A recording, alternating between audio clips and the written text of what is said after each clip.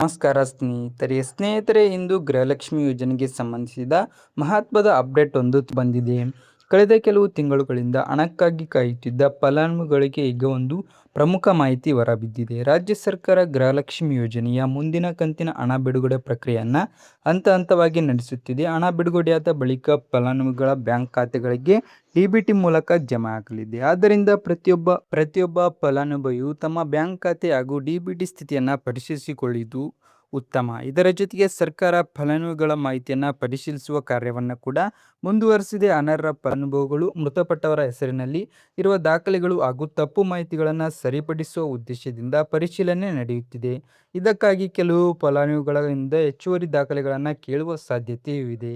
ಹೀಗಾಗಿ ಗೃಹಲಕ್ಷ್ಮಿ ಯೋಜನೆಯ ಫಲಾನುಭವಿಗಳು ತಮ್ಮ Aadhaar card, voter ID, ration card ಹಾಗೂ ಬ್ಯಾಂಕ್ ಖಾತೆಯಲ್ಲಿರುವ ಹೆಸರು ಒಂದೇ ರೀತಿಯಲ್ಲಿದೆ ಎಂಬುದನ್ನು ಈಗಲೇ ಪರಿಶೀಲಿಸಿಕೊಳ್ಳಿ. ಯಾವುದಾದರೂ ವ್ಯತ್ಯಾಸ ಕಂಡುಬಂದರೆ ಸಂಬಂಧಪಟ್ಟ ಕಚೇರಿಯಲ್ಲಿ ಅಥವಾ ಅಧಿಕೃತ ಸೇವೆಗಳ ಮೂಲಕ ತಿದ್ದುಪಡಿ ಮಾಡಿಸಿಕೊಳ್ಳುವುದು ಉತ್ತಮ. ಇದೇ ರೀತಿ ಮೊಬೈಲ್ ಸಂಖ್ಯೆ ಆಧಾರ್ಗೆ ಲಿಂಕ್ ಆಗಿದೆಯಾ, ಬ್ಯಾಂಕ್ ಖಾತೆ ಸಕ್ರಿಯವಾಗಿದೆಯಾ ಮತ್ತು ಡಿಬಿಟಿ ಸೌಲಭ್ಯ ಸಕ್ರಿಯವಾಗಿದೆಯಾ ಎಂಬುದನ್ನು ಪರಿಶೀಲಿಸಿ.